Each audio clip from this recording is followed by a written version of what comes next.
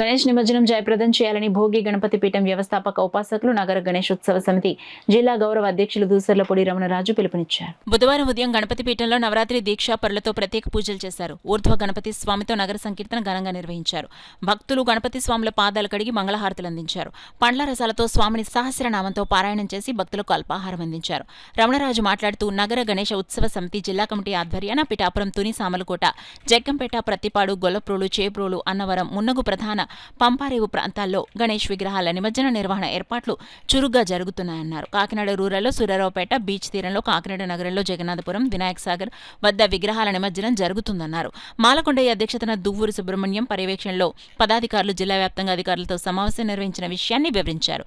1000 మంది కమిటీలకు స్వయంభూగా వెలిసిన కాణిపాక, అయినవెల్లి, బిక్కవోలు, కాకినాడ భోగి గణపతి, సత్యదేవ చిత్రాలతో రూపొందించిన ప్రత్యేక ప్రశంసా పత్రాలు అందించే ఏర్పాట్లు చేశామన్నారు. సత్యలక్ష్మి, పల్లవి, విజయలక్ష్మి, నాగమణి, కమలాదేవి, పద్మ, శ్రావణి, సుబ్బలక్ష్మి తదితరులు పూజలు నిర్వహించి సంకీర్తనలు కొనసాగించారు.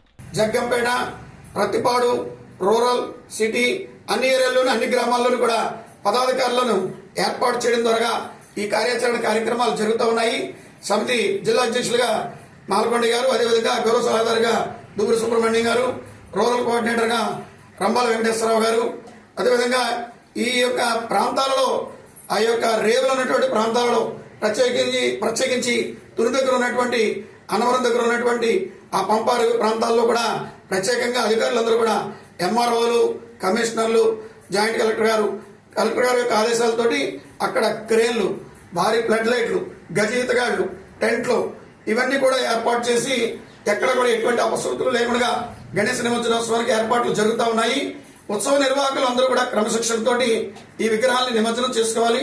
ప్రత్యేకించి ముఖ్యమైన సూచన ఏంటంటే 7వ తారీఖున చంద్రగ్రహణం వచ్చింది కాబట్టి ఖచ్చితంగా 6వ తేదీన మాత్రమే 100% కూడా గణేశ విగ్రహాలను నిమజ్జనం చేయడం వల్ల మీకు గాని, మీ ఇంటికి గాని, మీ గర్భాన్ని జన్మించినటువంటి వంశాలకు గాని శుభాలు జరిగేటువంటి అవకాశం ఉంటుంది. గతంలో ఎప్పుడు కూడా నిమజ్జనం అప్పుడు చంద్రగ్రహణం రాలేదు. దయచేసి పొరపాటున చంద్రగ్రహణం సమయంలో విఘ్నేశ్వరుని ఉంచకండి. విగ్రహాలని ఆ యొక్క చంద్రగ్రహణం అయిపోయిన తర్వాత విగ్రహాలు కనపరచనేటువంటి అపశృతులకు తావించుకోకండి అని చెప్పి భోగి గణపతి పీఠం ప్రత్యేకంగా తెలియజేసుకుంటోంది. ప్రతి ఒక్క ఉత్సవ కమిటీకి కూడా నగర గణేశ ఉత్సవ సమితి ఆధ్వర్యంలో ప్రశంసా పత్రాలను మీకు అందించడం జరుగుతుంది. అన్నదానాలు జరిగే లోపు ఈ ప్రశంసా పత్రాలు అందరికీ కూడా పదాధికారుల ద్వారా అందజేయబడతాయి. ఈ కార్యక్రమాలు నిమజ్జనోత్సవానికి ఏర్పాట్లు చేసినటువంటి ఆ ప్రభుత్వానికి, జిల్లా యంత్రాంగానికి, ప్రతి ఒక్కరికి కూడా భోగి గణపతి పీఠం ప్రత్యేకమైనటువంటి ధన్యవాదాలు తెలియజేస్తూ క్షేమస్థైర్య, విజయ, అభయ, ఆయురారోగ్య, అష్టైశ్వర్యాలు ఈ ఆధ్యాత్మిక ప్రగతికి దోహదపడుతున్నటువంటి వారందరికీ కూడా కలగాలని మనస్ఫూర్తిగా నగర గణేశ ఉత్సవ సమితి కోరుకుంటూ స్వాగతిస్తోంది.